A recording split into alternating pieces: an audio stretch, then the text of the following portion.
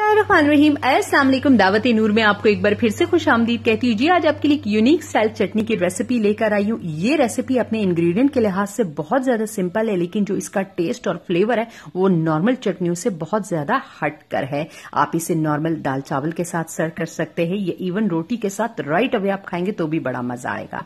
बनाने के लिए लिया है मैंने 4 अदद टमाटर, एक बड़े साइज की प्याज आपने ले लेनी है, और ये पूरी लहसुन की पोथी यूज की है मैंने, और ये 4 अदद हरी मिर्ची बड़ी वाली मैंने ली है। मिर्ची आप अपने टेस्ट के अकॉर्डिंग कम या ज्यादा कर सकते हैं, जितना आपको मिर्चों का फ्लेवर पसंद हो। अब ले लिया है मैंने ये स्क्यूअर, और इसके अंदर टमाटरों को इंसर्ट कर रही हूँ। आप अगर चाहे तो आपके पास जो सीखें होती है घर पे, अगर वो मौजूद हो, वो ना मौजूद हो तो राइट अवे भी आप इसे चूल्हे के ऊपर या के बाद दीगरे सेक सकते हैं। बस इनको सेक रही है, जैसे ही आपको आसान लगे। मैं आपको जस्ट एक आइडिया दे रही हूं। अब देखिए, मैंने इसे तमाम स्क्यूअर में डाल दिया है इस तरह से, और अब मैं चूल्हा ऑन करके इन्हें सेकना शुरू कर दूंगी। इस तरह से आपने इनको अलटते पलटते जाना है। चाहे तो एक एक करके दो दो करके भी आप कर सकते हैं, या मेरी तरह सारे एक साथ कर लीजिए, लेकिन हर थोड़ी देर बाद इनकी डायरेक्शन आपने चेंज करनी है। और ये देखिए 4 से 5 मिनट में ये अल्हम्दुलिल्लाह अच्छी तरह से सिक गए हैं। अब मैं इनके जितना भी ये छिलका लगा हुआ है ना, ये तमाम सब्जियों का उतार लूंगी। आपने टमाटरों से, हरी मिर्चों से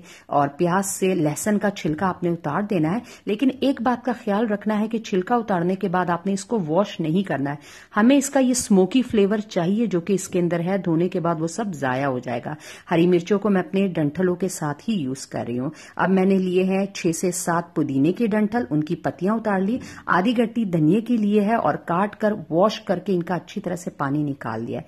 अब ले लेना है आपने एक अदद चॉपर। मैं इसे जूसर ब्लेंडर में नहीं बना रही हूं, वरना फिर जो इसका दरदरा सा जो टेक्सचर है वो नहीं आएगा। ब्लेंडर इसे बिल्कुल लिक्विड की तरह प्यूरे बना देगा। हमें दरदरा चाहिए, तो फिर आप अगर चाहे तो ब्लेंडर में बना सकते हैं, लेकिन चॉपर में इसकी जो असल शक्ल है ना वो बनकर आती है।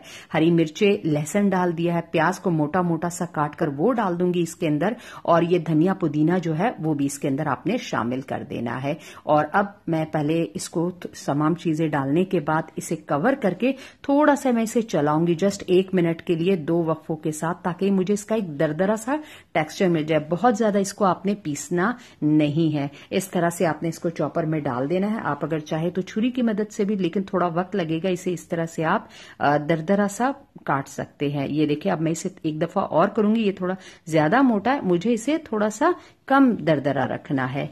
और अब आपको मैं इसकी शक्ल दिखा देती हूँ, आप देख लीजिए। ये देखिए, ये इस तरह से अब मुझे इसकी ये शक्ल चाहिए। ये इसकी राइट शक्ल है। अब इसके अंदर बाकी इंग्रेडिएंट पे मैं शामिल कर दूंगी, जिसके अंदर आपने इसके अंदर जो टमाटर मैंने 4 अदद लिए थे, जस्ट इसको 2 टुकड़ों में कन्वर्ट करूंगी, और सिर्फ आधे मिनट के लिए या 1 मिनट के लिए मैं इसे इस तरह से चलाऊंगी। और ये भी मुझे इस तरह से दरदरा चाहिए। ये पेस्ट में ये चटनी बिल्कुल भी नहीं होती है, तो इसको आपने चला लेना है। जो इसके जूसेस प्लेट के ऊपर लगे थे उसके अंदर बहुत ही जबरदस्त स्मोकी फ्लेवर है, उसे जाया नहीं करना है, वो भी आपने इसके अंदर शामिल कर देना है।